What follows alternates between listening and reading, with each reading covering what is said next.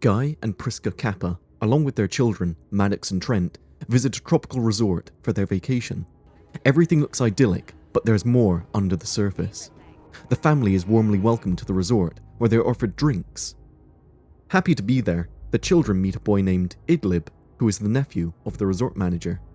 The family settles into their room and soon afterwards head out to the beach. Trent and Idlib play together and promise to each other that they are going to remain friends even after the vacation is over. That night, Guy and Priska accidentally reveal to their children that they are getting a divorce. This is actually the last vacation the Kappas are having together as a family. The children listen to their argument and worry. Maddox tells Trent to play, and Trent opens a letter sent to him by Idlib. Inside there is a cryptic message, which Trent deciphers and learns that he is invited to an ice cream contest by Idlib the following day. In the morning, a couple enjoys the silence and loneliness of a remote beach. Whilst eating their breakfast, the Kappas are approached by the resort manager, who proposes that they visit a private beach later in the day. Another family joins them on the short trip to the beach. Cardio surgeon Charles, with his elderly mother, Agnes, his beautiful wife Crystal, and their daughter, Cara. The van driver takes them close to the designated area and leaves rather quickly. The two families walk through a forest and cross a canyon before eventually reaching the remote beach. Trent and Maddox play with Cara as the grown-ups sunbathe or sit under their umbrellas. At some point, while the children are playing hide and seek, Trent, whose turn it is to hide, gets scared by a dead female body floating behind him. It turns out it belongs to a young woman who was swimming that morning, and the man who was with her, a famous rap artist by the name Midsize Sedan, is still there. When questioned by the others, Sedan answers that his friend swam out by herself, and somehow he lost sight of her. Charles asks Sedan why his nose is bleeding, but Sedan replies that he can't say anything else. Priska notices that Trent's swim trunks are all of a sudden too small for him. Charles tries to contact the resort, and Guy talks to Midsize Sedan. A couple arrive shortly after, Jaren and Patricia, and they're informed about the dead woman. Jaren decides to go and notify the driver who brought them, but as he enters the canyon, he experiences severe dizziness and everything goes black. Moments later, Jaren regains consciousness and finds himself back at the beach. Charles tends to him when his wife, Crystal, warns him that Agnes isn't feeling well. Charles stays by his mother's side until she collapses. Charles tries to resuscitate her, but there's nothing he can do. His mother is dead. Meanwhile, Trent and Maddox inquire about Jaren and Patricia's occupations. Jaren, who has a keen eye, asks Trent how old he is, and the boy replies that he is younger than he looks. In fact, both of the Kappa kids have aged, and their parents find it extremely hard to cope with this phenomenon. Sedan makes up his mind to escape this dreadful place, so he runs away. Charles, thinking he is a murderer, runs after him. They both get inside the canyon and encounter the same symptoms as Jaren, an increased intracranial pressure like being deep underwater. They soon wake up on the beach. There's no way out, yet Priska says that her children need to go to a hospital for their unprecedented condition. They all enter the canyon now as groups, but everyone ends up back at the beach. Their efforts are futile. Guy and Priska wonder what is going on at the beach that seems to affect only the children.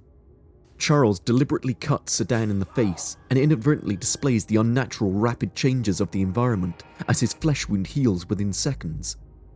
Sedan says that he and his dead friend were sick and that they visited this beach to use the sea as some kind of remedy. Jaren states that while it's possible to swim out there, it's still rather risky, and so discusses with the rest what other options they have. Under Patricia's request, the group gathers and starts talking about what it is that brought them all there.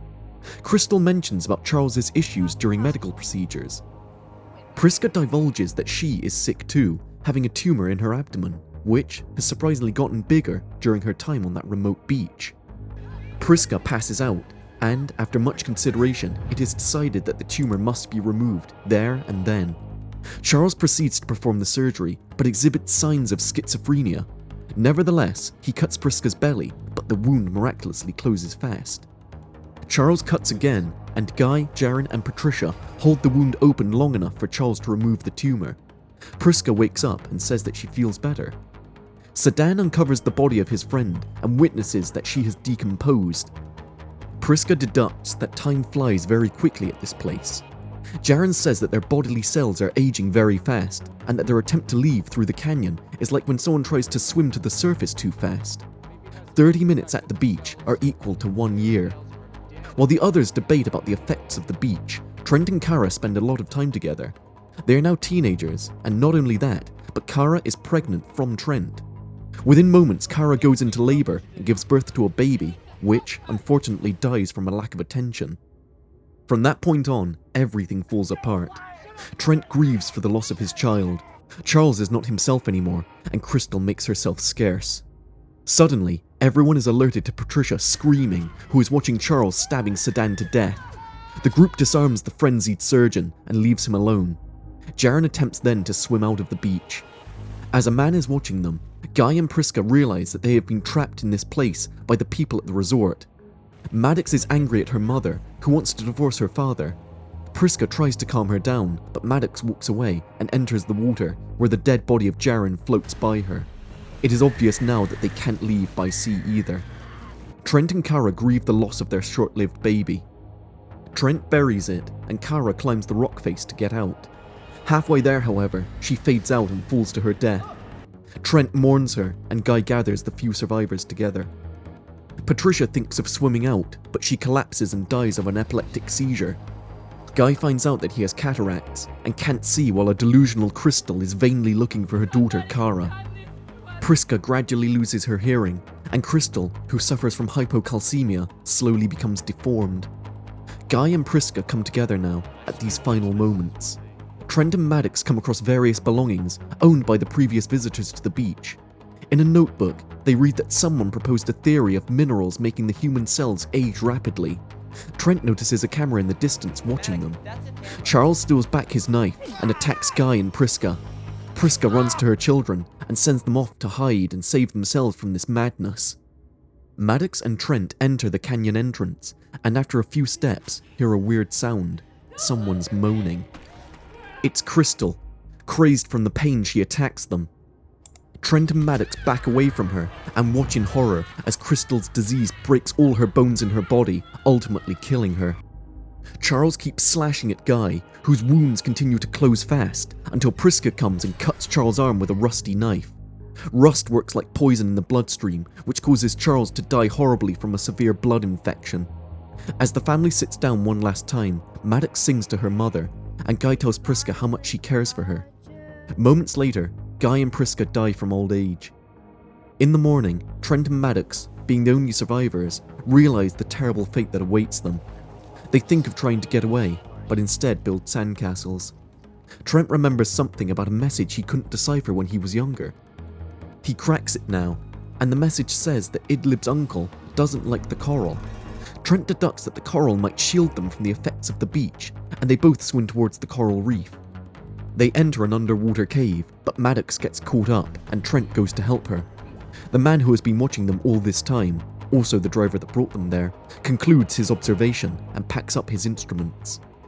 He returns to the resort, which is a front for a pharmaceutical company called Warren & Warren, which has been conducting illegal clinical trials for medicines. The fast aging caused by the beach's minerals allows the company to run complete trials within a day. The manager expresses his grievance for the loss of their latest human guinea pigs, but he is happy as the company has found a cure for epilepsy. Patricia, who was an epileptic, didn't have any seizures at the beach from the moment she received their medicine hidden in the welcoming drink, thus making it a success. At the resort, a police officer is handed a file which incriminates the company. The new guests are offered drinks, but someone disrupts their welcoming party. Trent and Maddox have survived their underwater swim, and using the notebook they found on that accursed beach, they bring the company to justice. In the end, the two siblings are brought back home to live with their aunt, despite the fact that they have grown up more than 50 years in a single day.